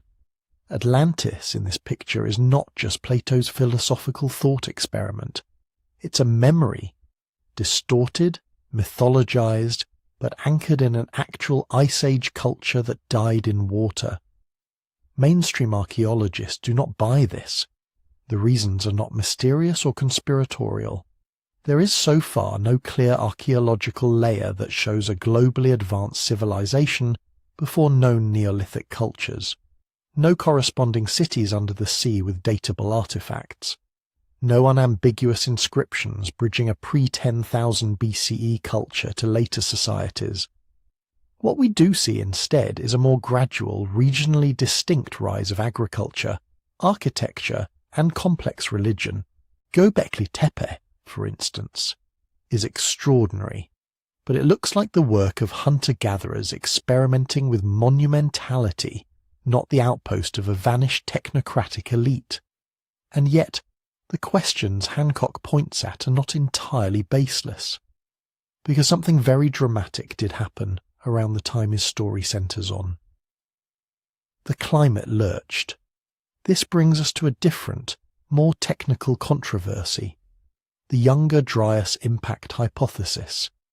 If you drill into Greenland's ice, you can read Earth's climate like tree rings. Around 12,800 years ago, those frozen layers record a sudden swing back into near-glacial conditions, just as the planet seemed to be warming out of the last ice age. Temperatures in parts of the northern hemisphere may have dropped rapidly. Ecosystems shifted. Many large animals, mammoths, giant ground sloths, saber-toothed cats, were on their way out. For a long time, the cause of this Younger Dryas cold relapse was debated in relatively calm academic tones.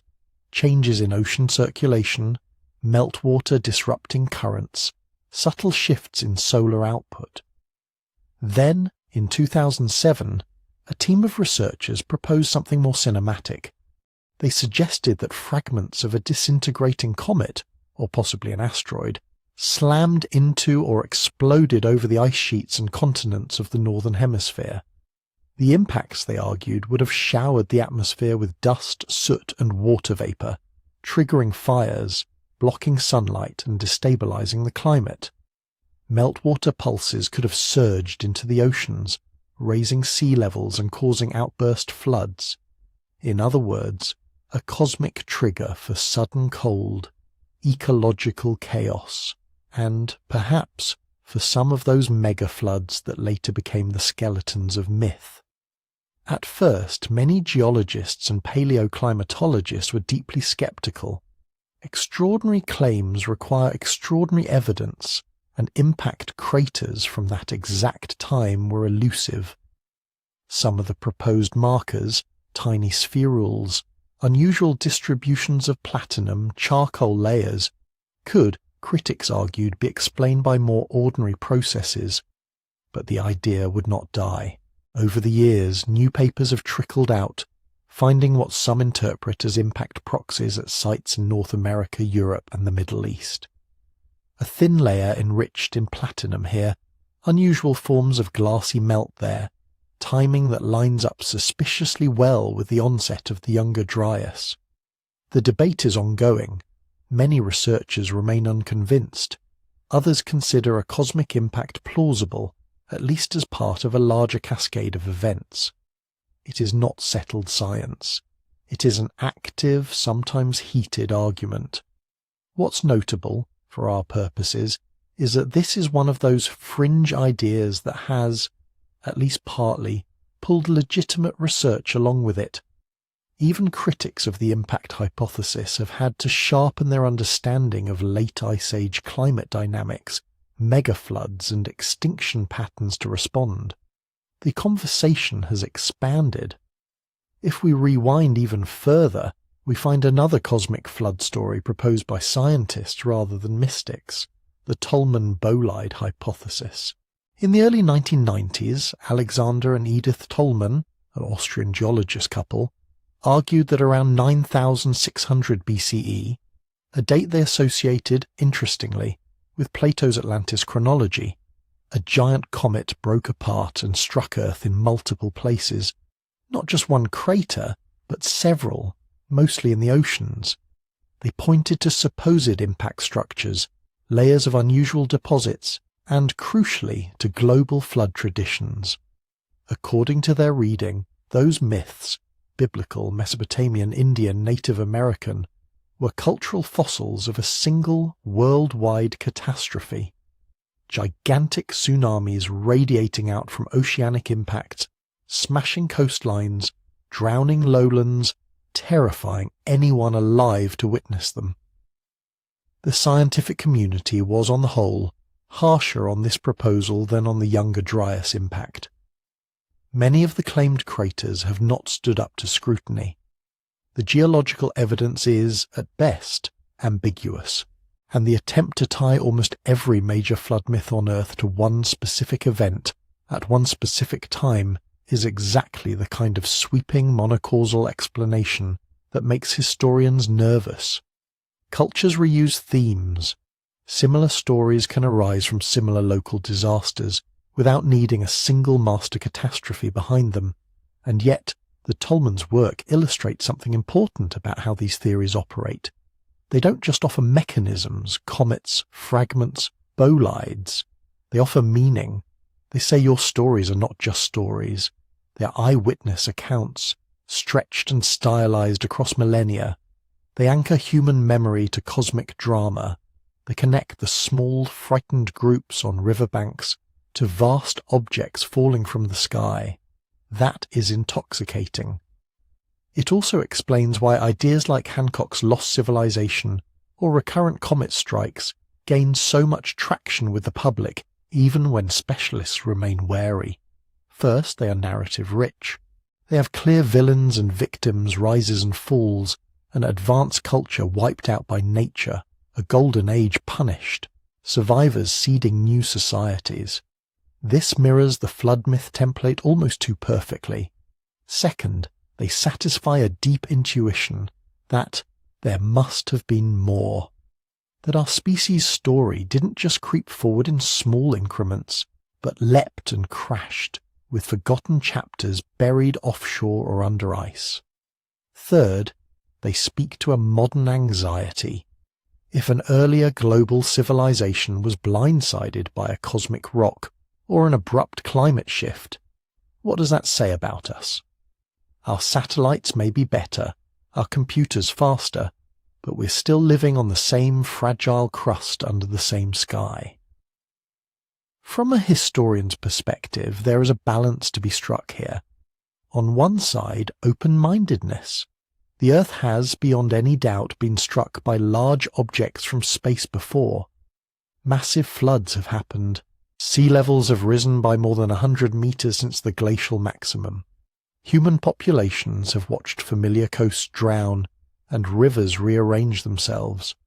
To simply declare, in advance, that no large sudden events can shape human history would be as dogmatic as assuming that every myth is literal reportage. On the other side, discipline. The fact that something is possible does not mean it happened in the way a theory describes. Evidence matters. Chronology matters. Independent lines of data, sediments, ice cores, artifacts, DNA, oral traditions have to converge, not just be forced into alignment because the story's appealing. The Younger Dryas impact hypothesis shows what this middle path can look like. It started as a bold, marginally accepted proposal. Over time, some of its testable claims have found modest support, others have been challenged, and the model has evolved.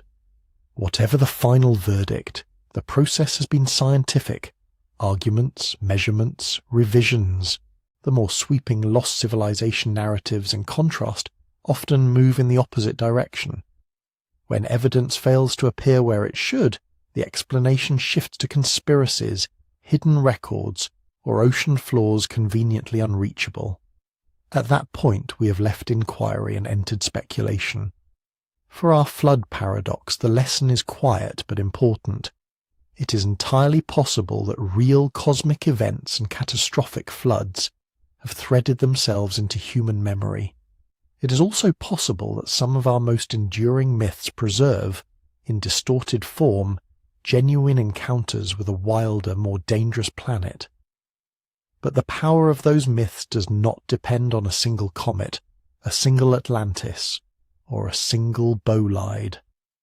They arise from something broader, the persistent tension between a storytelling animal, a volatile Earth, and a sky that occasionally throws stones.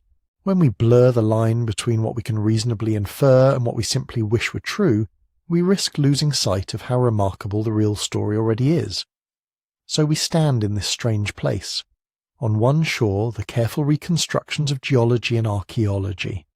On the other, the alluring silhouettes of lost continents and celestial disasters. Between them, the flood myths themselves, holding fragments of both. To move forward, we have to decide how to treat those fragments, as literal blueprints of erased civilizations, as pure metaphor, or as something more complicated, clues that only make sense when we weave together rocks, records, and the restless human need to turn fear into narrative. If we do that, another pattern begins to emerge, one that ties Sumerian tablets, biblical arcs, Himalayan floods, and even speculative comets into a single, if tentative, picture. A picture that tells us less about water or fire from the sky, and more about what it means to be a species that remembers drowning and keeps telling itself why. So what do we do with that picture? On one side, cautious layers of sediment and ice. On the other, sweeping tales of gods, arcs, and worlds washed clean.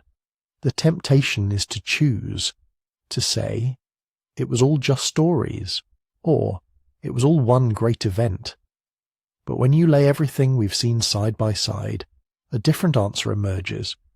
Not a single key that unlocks every door, but a ring of keys, overlapping, sometimes jangling against each other.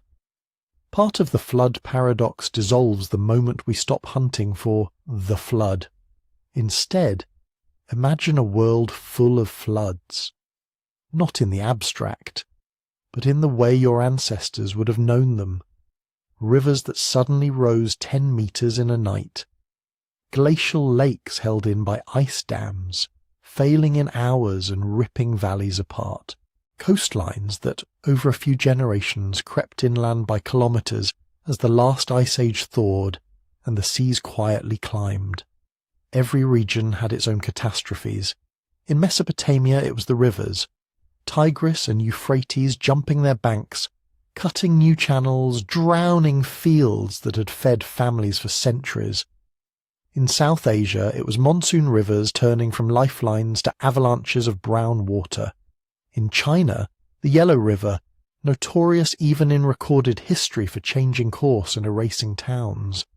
In the Pacific, typhoons and tsunamis rolling over atolls barely higher than a standing person. Along prehistoric shorelines, it was the slow but relentless invasion of the sea, swallowing marshes, forests, and the low plains where people first learned to farm. Each of these events was real, local, devastating. Different cultures remember different disasters. The Black Sea filling, a valley in the Himalayas sealed by a landslide lake that suddenly burst, a tsunami barreling into a Pacific island, a storm surge sweeping across a delta where a new city had just begun to rise.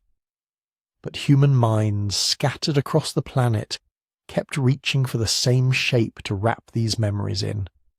Water coming from above and below, the sky opening, the fountains of the deep breaking, the land disappearing, a few survivors, a boat, a raft, a high mountain, a tree, animals carried, saved, or recreated. Old society swept away because it had become corrupt, or careless, or simply unlucky, a restart, a covenant, a warning. Over time, these many small histories told and retold rubbed against each other. Traders met at port towns and river crossings, swapping not just goods but stories. Conquerors carried their gods with them. Priests argued, edited, harmonized. A Babylonian deluge could seep into Hebrew scripture. An older Sumerian hero could be reborn as Utnapishtim, then echoed again in Noah. What you get from that process is not a single eyewitness account of a single event. You get an archetype taking shape, a multiple floods model, dozens, maybe hundreds, of separate memories of catastrophe, each anchored in a particular river or coast, converging over millennia into a common pattern. There was a time when the waters rose and almost everything was lost. Seen this way, the paradox softens. It is less mysterious that cultures separated by oceans tell similar stories if they are all living versions of the same basic equation: humans plus water plus time. Because if there is one thing the flood myths remind us of, it is where we have always chosen to live. Right on the edge, Nile floodplain, Mesopotamian alluvium, Indus Valley, Yellow River Basin, Tigris-Euphrates, Mississippi, Ganges-Brahmaputra, coasts fringed with mangroves and coral reefs. We are a rivers and shores species. Water feeds crops, carries boats, moderate temperature. It is the highway, the pantry, the original power source. The first towns almost everywhere cluster along river bends and estuaries. The first cities rise where silt and fresh water collaborate. But that bargain comes with a clause. The same river that brings life can rise a little too high. The same ocean that fills your nets can climb a little too far onto your beach. The same fertile delta that lets your people multiply can suddenly remind you that it was built by floods in the first place. Flood myths are, in that sense, settlement maps written in story form. They tell us that from the beginning we have lived in zones of risk. We traded security for abundance, and we knew it, even if we couldn't model the probabilities. So we made philosophy out of it. Because there is another layer beneath the geology and the archaeology, the human need to understand why. Why this family survived when the one downstream did not. Why the waters kept rising after everyone had already prayed. Why the old people said the river used to be lower, calmer, more predictable, and now it wasn't. When you don't have hydrological models, you have narrative. Sometimes that narrative is moral. The world drowned because people had become violent, or impious, or unjust. The flood is punishment, a stern reset ordered by gods tired of listening to humanity's noise. Sometimes it is almost random. The gods were fighting or playing or bored, a celestial miscommunication. The flood is an accident, and humans are collateral damage clinging to driftwood. Sometimes it is a test. The waters come, and the worthy, clever, obedient, lucky are warned in time, given instructions. Build a boat, hide in a jar, climb this mountain before the seventh rain. At their core, these stories are early attempts to reason with chaos. If disaster is punishment, maybe you can avoid it next time by behaving differently. If it's a test, maybe you can pass it by listening more carefully, preparing earlier, storing grain, learning to read the sky. If it's random, maybe you can at least accept that survival is partly grace, partly chance, partly stubbornness. Whatever the theology, the flood is never just water. It is the problem of suffering poured over a landscape. And that is where the myths begin to feel uncomfortably contemporary. Because while we sit here, in a time that thinks of itself as rational and technological, the waters are rising again. Not in a single night, not to the tops of mountains, but steadily, measurably. Glaciers retreat. Ice sheets thin. Thermal expansion nudges the ocean higher. Storm surges ride that extra height a little farther inland. Cities built on deltas and coasts, where the food was, where the trade was, watch king tides lap at sea walls that were supposed to hold for another century. In island nations across the Pacific, in low-lying parts of Bangladesh, in the bayous of Louisiana, people are already living the opening chapters of new flood stories. Houses lifted on stilts, cemeteries flooding, salt water creeping into wells, quiet conversations about when relocation stops being unthinkable and becomes inevitable. When you read those ancient myths with this in mind, they stop being distant fantasies and start sounding like letters from the past to the future. Cautionary tales about how easy it is to forget that climate can shift, rivers can break their patterns, and coastlines are temporary agreements, not guarantees. Not because a god has promised never again to drown the world, but because we have, for a few thousand years, lived in an unusually stable window of Earth climate, and we're now pushing against its edges. Studying the old stories in this light does something subtle to our sense of time. It stretches it. Suddenly you're not just a person listening to a soothing voice in the dark. You're part of a chain of listeners. Someone sat by a fire in Sumer and heard of Ziusudra. Someone in a village long vanished heard of Manu's fish warning him of the flood. Someone on a Pacific atoll listened to elders describe a wave so tall it ripped trees from hillsides. Most of those people are gone. Their languages are gone. Their houses are sea mud, dust, or jungle. But the pattern remains. Water rises. People tell each other why. Those explanations harden into myth, then soften into parable, then hide in the background of later religions and philosophies. Then, centuries later, someone reads them back through the lens of geology and climate science and realizes, beneath the gods and the heroes, there is something we all share. Vulnerability. That is what the flood paradox really offers us, if we let it. Not a puzzle about whether one extraordinary event happened exactly as written, but a window into the deepest layer of our common story. A small, inventive primate fanning out across a restless planet, learning, over and over, that the ground is not as solid, the rivers not as tame, the sea not as distant as they seem on quiet days. To listen to these myths is to remember that we have almost drowned before, in many places, many times, that we survived not because we were promised safety, but because we learned, adapted, moved, and kept talking about it. The waters recede in the stories, life resumes, fields are replanted, new cities rise where old ones were washed away. But the memory never quite dries out. It lingers in poems, in proverbs, in scriptures, in lullabies. It lingers too in the questions we still ask whenever the river runs higher than we expected. Why us? Why now? What comes next? And as we turn to the final part of this journey, that is where we'll leave the paradox. Not as a neatly solved mystery, but as a quiet, insistent reminder that the line between myth and memory is drawn on sand, very close to the tide. So now we circle back to the question we started with. Why does almost everyone remember the flood? We've wandered a long way to try to answer that.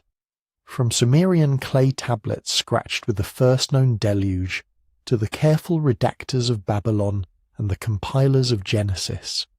From Chinese chronicles of the Yellow River unchained, to Hindu epics of a fish that warns of rising waters.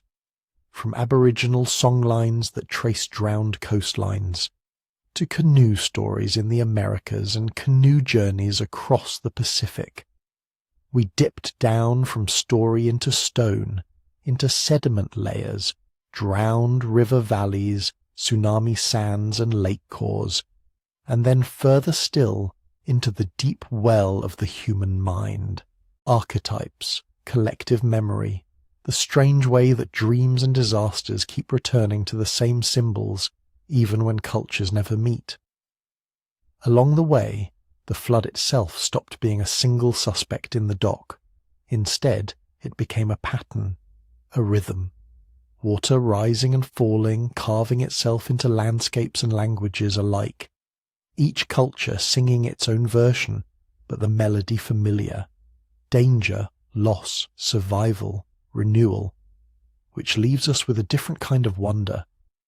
Maybe the astonishing thing isn't that the world flooded here or there in this way or that. Worlds have always flooded. Rivers jump their banks, seas creep in, ice melts, storms arrive a little too strong, a little too soon. Maybe the real miracle is that we remembered, that across tens of thousands of years and every kind of boundary, continental, linguistic, religious, we kept carrying forward this quiet warning wrapped in story. The water will come. Build high. Be ready. Care for each other. Start again if you have to. And if you're listening to this now, in the dark, you're part of that chain of remembrance. One more mind floating for a moment on this long tide of human memory before drifting into sleep. If you'd like to keep travelling with us through these old mysteries, you can gently tap like and subscribe so you don't miss the next journey. If you feel like sharing, let us know in the comments where in the world you're listening from. What river, what coast, what city or quiet inland place you call home tonight. And if your curiosity is still awake, even as your body softens towards sleep, you can explore more of these prehistoric secrets in the Sleepy Time History book, waiting for you at sleepytimehistory.com. For now, let the great floods recede. Picture the waters drawing back from fields and temples and campsites, mud drying, seeds sprouting, people stepping out from their shelters, blinking in the new light, telling children what happened so they won't forget. Above them the sky clears. The river settles back into its banks as if it had never broken them. Night folds over everything like a calm sea. You're safe here for this moment on your small patch of dry ground. The stories will keep watch. Let your eyes close. Let your own thoughts ebb and flow like a tide that knows its way back out. And when sleep finally comes, may it carry you gently, like a quiet boat, over deep remembering waters,